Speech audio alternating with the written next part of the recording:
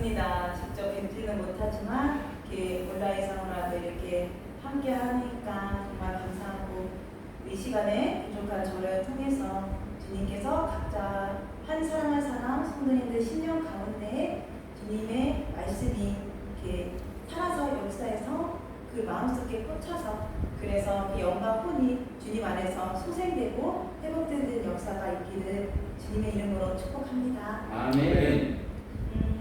오늘 본문 말씀은요. 예레미야 애가서 1장 18절에서 22절 말씀입니다. 네, 다 찾으셨나요? 네. 한 구절 한 구절 교독을 할 텐데요. 첫 구절은 이게 제가 공독하고 그리고 이제 마지막 구절은 이제 합독을 하겠습니다. 예레미야 애가 1장 18절 말씀입니다. 여호와는 의로우시구나. 그러나 내가 그의 명령을 거역하였도다. 너희 모든 백성들아 내 말을 듣고 내 고통을 볼지어다. 나의 처녀들과 나의 청년들이 사로잡혀 갔더라. 내가 내 사랑하는 자들을 불렀으나 그들은 나를 속였으며 나의 제사장들과 장로들은 그들의 목숨을 회복시킬 그들의 양식을 구하다가 성 가운데서 기절하였도다. 여호와여 보시옵소서. 내가 환난을 당하여 나의 애를 다 태우고 나의 마음이 상하오니 나의 반역이 심히 크니이다. 밖에서는 칼이 내 아들을 빼앗아가고 집 안에서는 죽음 같은 것이 있도다. 그들이 내가 탄식하는 것을 들었으나 나를 위로하는 자가 없으며 나의 모든 원수들은 내가 재난 당하는 것을 듣고 주께서 이렇게 행하신 것을 기뻐하나이다. 그러나 주께서 그 선포하신 날을 이르게 하셔서 그들이 나와 같이 되게 하소서. 합독하겠습니다. 그들의 모든 악을 주 앞에 가지고 오게 하시고 나의 모든 죄악들로 말미암아 내게 행하신 것 같이 그들에게 행하옵소서. 나의 탄식이 많고 나의 마음이 병들었나이다. 아멘. 이제 오늘부터 이제 우리 바이블 타임 이제 진도가 예레미야 이제 애가서를 이제 시작을 했습니다. 이제 은혜를 나누기 전에 이제 오늘 예레미야 애가서가 대충 어떤 내용이고 어떤 주제인지 잠시 이렇게 말씀드리겠습니다. 예레미야는 이제 이스라엘 왕조의 멸망을 이렇게 지켜보고 예언했고 목도했던 이제 예언자고요. 애가라는 뜻은 이제 짐작하시겠지만 슬픔의 노래라는 뜻입니다. 그래서 예레미야의 슬픔의 노래라는 뜻이 예레미야 애가서입니다. 이 예레미야 애가서의 주제는 이제 현재의 고난과 그리고 미래의 회복에 대한 소망을 이렇게 담고 있습니다. 이 예레미야 애가서가 기록된 목적은 무엇이냐면요. 이제 예루살렘이 남유다가 멸망을 했어요. 그래서 이 멸망한 상황을 처절하게 노래를 합니다. 이 멸망한 상황에 대해서 처절하게 노래하면서도 하나님의 구원에 대한 이 소망을 주기 위해서 이 예레미야 애가서가 기록이 되었습니다. 예레미야 애가서는 총 5장으로 구성되어 있어요. 근데 그 중에서 이 예레미야 애가서의 특징이 3장을 빼고는 1장, 2장, 4장, 5장은 22개 이게 22절로 이렇게 구성되어 있고요. 3절만 66구절로 구성되어 있습니다. 이게 왜 이러냐면요. 히브리어 알파벳 순서대로 히브리어 알파벳이 22가지인데요.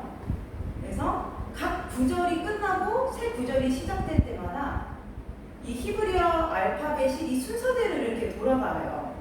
그래서 예를 들자면 우리 한글로 따지면 이제 뭐 1장 1절은 가라는 부분으로 이렇게 시작을 한다면 또 이제 두 번째 구절에서는 또 나라는 단어로 시작을 하고 또 세 번째 구절을 들어갈 때는 다라는 구절로 이 말씀이 이렇게 시작이 됩니다. 이거 3장만 66절로 이렇게 구성이 되어 있는데요.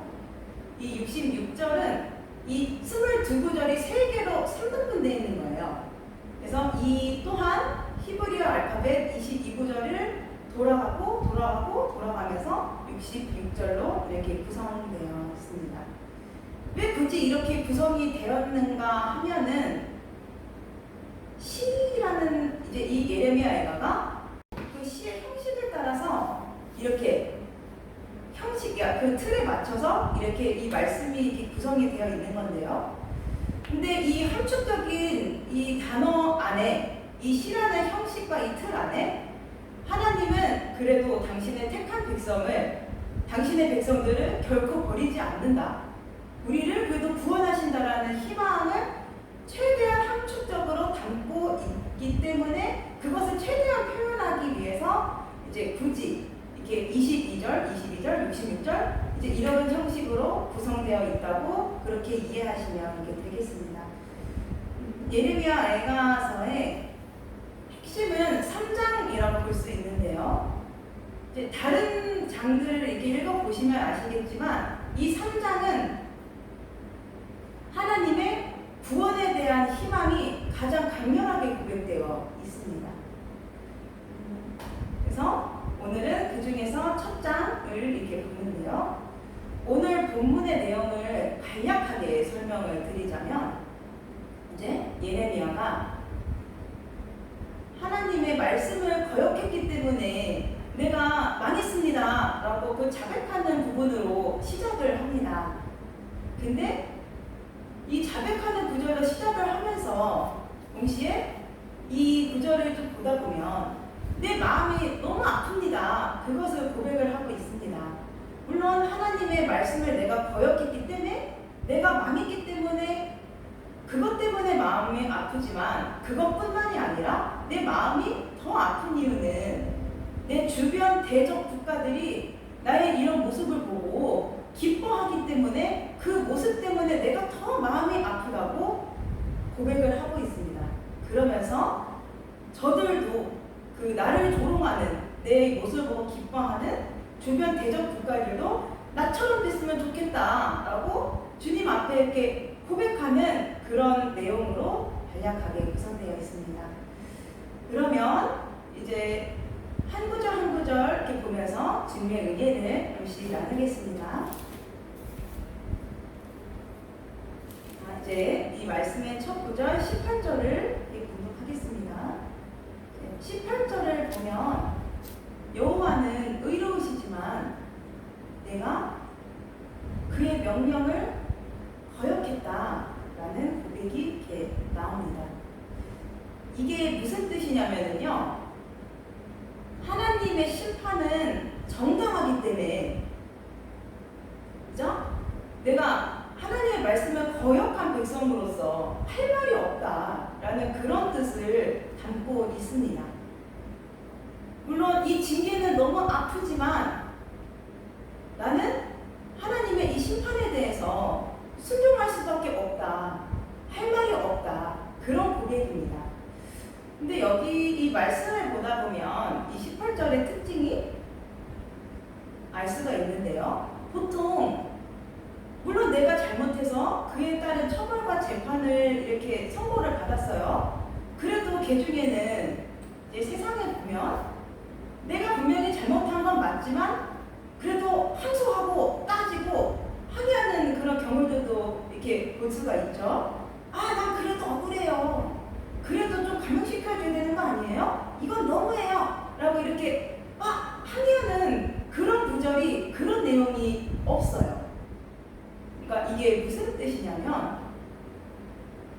내가 죄인으로서 주님의 심판은, 주님의 징계는 정당한 것이고, 이런 정의의 하나님의, 그러니까 이 징계에 주님, 나는 할 말 없습니다. 순종합니다. 그런데 할 말 없기 때문에 내가 할 일이 있으니까 그 순종은 하지만, 그런데 내 마음이 너무 아프다. 그거를 말하고 있습니다. 예레미야가 왜 이렇게 고백을 하냐면은, 물론 내가 주님의 말씀을 거역했고 이스라엘 백성들이 하나님의 말씀을 역행했기 때문에 그 죄에 대해서는 내가 할 말은 없지만, 그렇지만 하나님의 이 징계의 방법이 어떤 형태로 나왔냐면은 예루살렘의 멸망, 국가의 멸망이라는 그 방식으로 전쟁이라는 형태로 주님께서 처벌을 하셨기 때문에 이 부분에 대해서는 내가 너무 마음이 아파요 라고 고백하고 있습니다. 그리고 19절을 이어서 함께 보시겠습니다. 19절을 함께 보면, 사랑하는 자를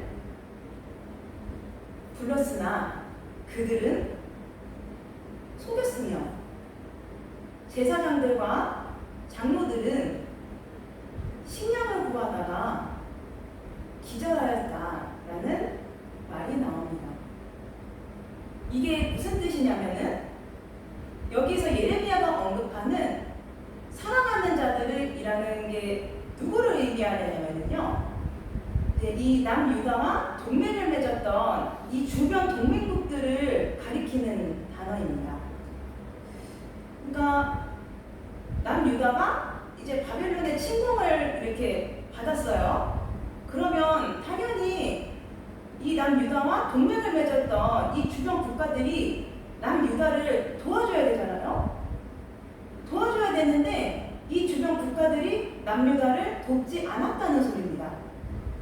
특히 이 남유다는 바벨론의 침공을 받았을 때 애굽의 도움을 간절히 원했어요. 그리고 도움도 요청을 했어요. 그런데 애굽 역시 그 당시 강력한 제국이었던 바벨론과 이 전면전을 하고 싶지 않으니까 남유다가 어떻게 되든 말든 내가 동맹을 맺었지만 외면을 하고 말았습니다. 몸을 살린 거죠. 그러니까 아무리 많은 국가들과 동맹을 맺었어도 결국 이 위기 앞에서 동맹국들은 모두 다 등을 돌리고 말았어요. 그래서 결국 남유다는 멸망하고 말았습니다. 그래서 주변 국가들이 다 등을 돌렸고 나를 돕지 않았기 때문에 내가 속은 것이나 마찬가지다 라고 고백을 하고 있는 것입니다. 그리고 이 말씀에 보면 또 제사장들과 장로들이 언급되어 있습니다. 이 사람들이 누구냐면은, 이제 예레미야가 주님의 말씀을 그대로 대언을 이렇게 했잖아요. 우리가 예레미야서를 이렇게 성도님들도 보셔서 이렇게 아시겠지만, 수차례 이제 주님의 말씀을 막 대언을 하는데, 예레미야가 대언했던 그 말씀을 무시했던 지도자들을 가리켜서 여기에 제사장들과 장로들이라고 표현되어 있는 것입니다. 즉 예레미야의 말을 듣지 않았던 지도자들을 말하는 것이죠. 그러니까 예루살렘이 침공을 당하고 이 국가가 멸망을 하니까 이제 부유하게 아시르고 살았던 이 장로들과 이 제사장들이 기아 상태에 빠지고 말았다는 그런 소리입니다. 제사장들은 분깃을 얻지 못해서 굶주리게 되고, 이 부유했던 장로들도 이제 그전에는 내가 호의호식하고 살았다가 이제 국가도 멸망하고 이런 처참한 지경에 내 현실이, 또 국가의 상황이 그렇게 놓이게 되면서 결국 기근에 빠지게 됐다는 소리인데요. 이제 기절하였다라는 말이 마지막에 나오는데, 이게 무슨 의미냐면은 어떻게든 피할 수도 있지 않았나? 이런 생각을 할 수 있잖아요. 하지만 예루살렘의 이 멸망한 남유대에 몰아닥쳤던 이 기근을 도저히 내가 피하고 싶어도 피할 수가 없었기 때문에 결국 내가 너무 굶주려서 기절하는 지경까지 이르게 됐다. 그만큼 비참하게 됐다.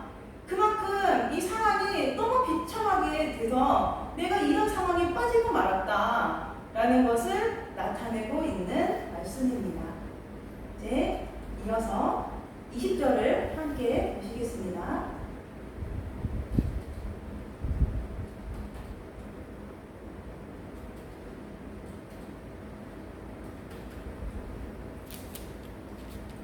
을 보면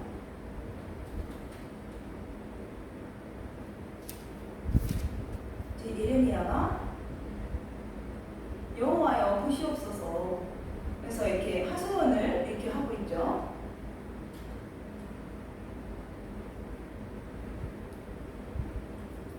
다시 한번 읽어드리겠습니다. 여호와여 보시옵소서, 내가 환난을 당하여 내가 애를 다 태우고 나의 마음이 상하옵니다 라는 이런 말을 하고 있습니다. 이제 이 예레미야는 이제 이 말을 통해서 어떤 거를 표현하는 것이냐면요, 이제 예루살렘도 함락이 됐고 암유다도 몰락을 하고 말았고 이제 이 전쟁이라는 참혹한 상황을 이렇게 겪게 되면서 자신의 상황뿐만 아니라 이제 이 파괴된 예루살렘과 남유다의 상황이 너무너무나 비참한 지경에 몰리게 되어서, 그래서 결국 정말로 주님의 백성들이 죽을 지경까지 내가 이르게 됐다, 내가 죽게 됐다, 죽을 것 같다 라고 그렇게 탄식하면서 한탄하는 그런 표현입니다. 예레미야는 이제 이 일이 발생하기 전에 앞으로 70년 후에 예루살렘 성전은 회복될 것이고 이제 포로가 된 주님의 백성들이 다시 귀환할 것이고, 또 지금은 강성에서 이제 한참 신흥국가로 성장하고 있는 이 바벨론도 70년 후에는 멸망할 것이라는 것을 예언한 바가 있어요. 그러니까 이미 앞으로 70년 후에 주님께서 성취하실 말씀을 주님께서 보여주셨고 이 사실을 알고 있는 사람이에요. 그런데 그런 예레미야가 내가 지금 죽을 지경이 됐어요, 이 지금 주님의 나라가, 택하신 주님의 나라가 지금 너무 비참한 지경에 이르게 됐어요 하고 이렇게 탄식하면서 하소연하게 된 때에는 주님의 말씀을 믿고 또 주님께서 보여주신 앞날을 예언을 한 사람이지만 당장 눈앞에 보이는, 내 눈앞에 벌어지는 사태가 너무나 비참했기 때문에 이런 예레미야조차도 나의 눈앞에서 벌어지고 있는 상황에 그만 절망하고 말았던 것입니다. 익히 다 짐작할 수는 없지만 상상할 수는 이렇게 있어요. 얼마나 비참했으면 하나님께서 보여주신 약속이 있고 말씀이 있는데도 절망을 했을까요? 그만큼 여기 함축적으로 몇 단어로 함축돼서 이렇게 기록되어 있지만 이루 말로 표현할 수 없는 상황이었다는 것이겠죠. 그래서 오늘 이 본문을 통해서 또 오늘날 이 땅에 살고 있는 우리들과 그리고 절망의 드라마 같은 현실 속을 살아가고 있는 사람들 정말 많죠. 그리고 우리 한 사람 한 사람에게 오늘 본문을 통해서 두 가지 질문을 이렇게 취할 수 있습니다. 이렇게 힘든데 절망의 드라마 같은 삶을 살고 있는 우리 인생이 과연 의미가 있는 것일까?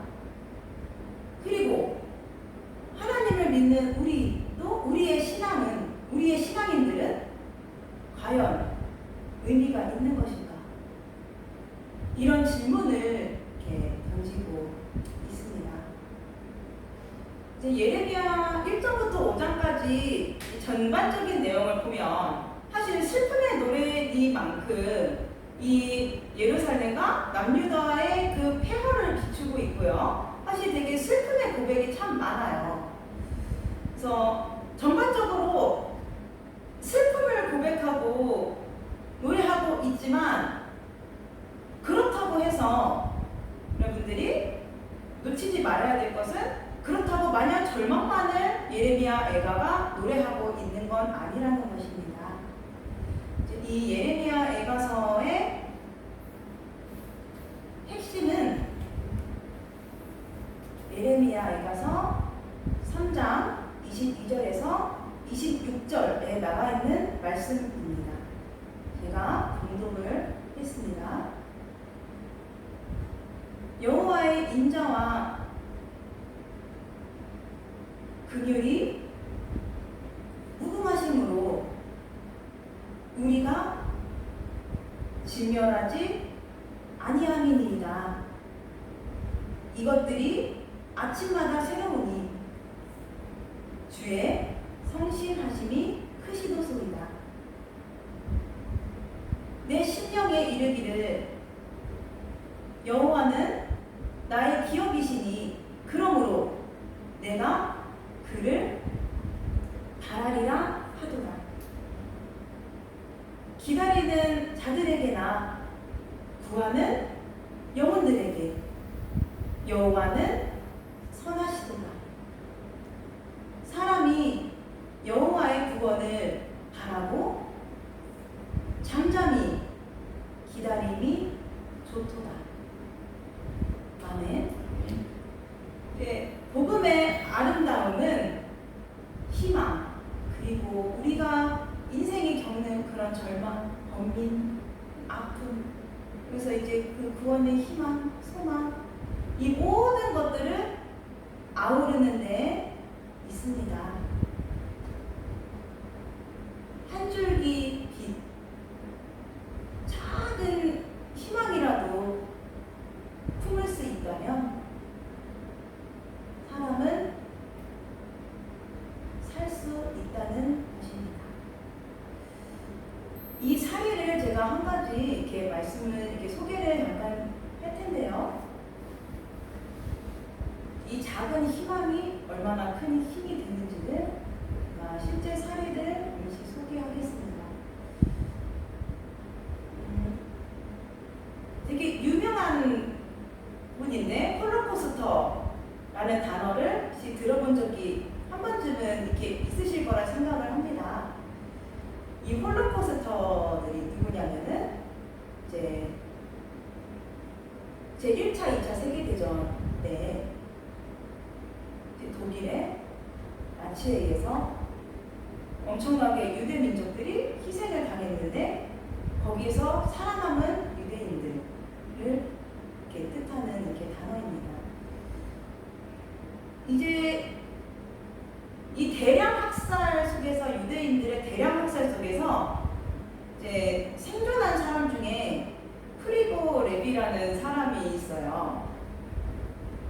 근데 이 사람이 아우슈비츠 수용소에 수감이 이렇게 됐어요.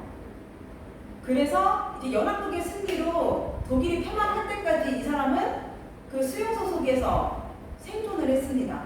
희생당하지 않았어요.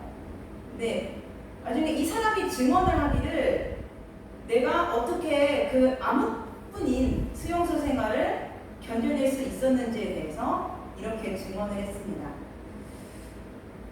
내가 이 수용소 생활을 견딜 수 있었던 하나의 이유는 내가 반드시 살아서 내가 겪었던 또 우리 유대인들이 겪었던 부조리하게 말도 안 되게 겪었던 이 고통을 내가 살아서 증언할 것이다. 내 말을 누군가는 들어줄 것이다. 누군가는 이 믿음 하나, 이 희망 하나 붙잡고 견뎌냈다고 해요. 그래가지고 끝까지 생존을 했습니다. 그리고 이 사람의 그 작은 희망을 이제 생존해서 이제 증언을 이렇게 하게 됐어요. 이 사례를 통해서 우리가 볼 수 있는 것은 그 마음에 품은 그 작은 희망이 얼마나 큰 위력을 발휘하는지 그것을 이렇게 알 수가 있습니다. 하물며 누군가는 내 말을 들어줄 거야. 내가 억울하게 고통받았던 우리 유대인들의 사연을 누군가는 들어줄 거야. 난 이것을 증언할 거야. 이 희망 갖고도